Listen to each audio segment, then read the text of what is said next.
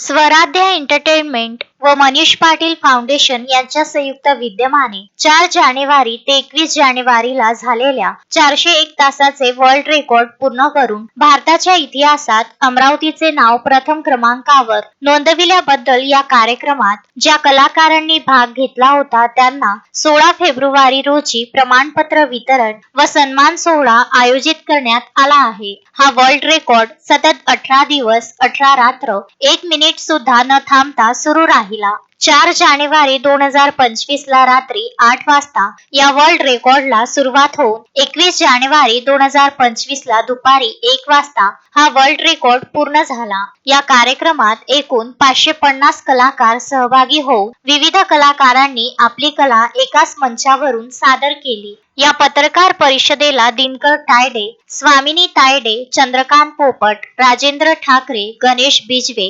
प्रभुदास फंदे, जितेंद्र बघेल, मयुरी डहाके, योगेश सोनटक्के इत्यादी उपस्थित होते। नमस्कार। सर्वप्रथम आपल्या सगळ्यांचे खूप खूप धन्यवाद की जो 401 तासाचा वर्ल्ड रेकॉर्ड अमरावतीमध्ये झाला 4 जानेवारी ते 21 जानेवारी, त्यामध्ये आपलं सहकार्य सगळ्यात महत्त्वाचं होतं। आपल्यामुळे आम्ही घराघरापर्यंत पोहोचलो आणि हा वर्ल्ड रेकॉर्ड प्रत्येक या वर्ल्ड रेकॉर्डची दखल प्रत्येक चॅनलने, प्रत्येक न्यूज माध्यमाच्या, प्रत्येक वर्तमानपत्राने घेतली। त्यासाठी आपले मनापासून आभार। आपण वेळोवेळी आम्हाला सहकार्य केलं आणि आमचा प्रत्येक क्षण हा लोकांपर्यंत पोहोचवला, चॅनलच्या माध्यमातून असो किंवा वर्तमानपत्राच्या माध्यमातून। आता परत आम्ही यासाठी इथे आलो आहोत की आपण हा 4 जानेवारी ते 21 जानेवारी जो वर्ल्ड रेकॉर्ड केला होता, तर यामुळे आपण वर्ल्ड रेकॉर्डच्या यादीमध्ये प्रथम क्रमांकावर आलो आहोत। म्हणजे आतापर्यंत वर्ल्ड रेकॉर्डच्या इतिहासामध्ये एवढा लांब चालणारा एवढा मोठा वर्ल्ड रेकॉर्ड कोणीही केलेला नाही। त्याच्यामुळे अमरावतीचं नाव हे वर्ल्ड रेकॉर्डच्या यादीमध्ये पहिल्या क्रमांकावर आलेलं आहे।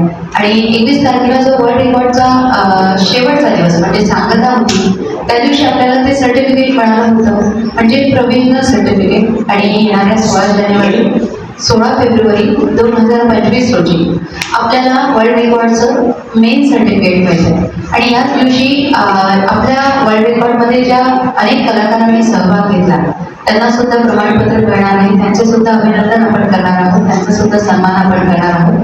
तर 16 फेब्रुवारी 2025 रोजी आपण हा प्रमाणपत्र आणि सन्मान सोहळा ठेवला आहे सांस्कृतिक भवन येथे।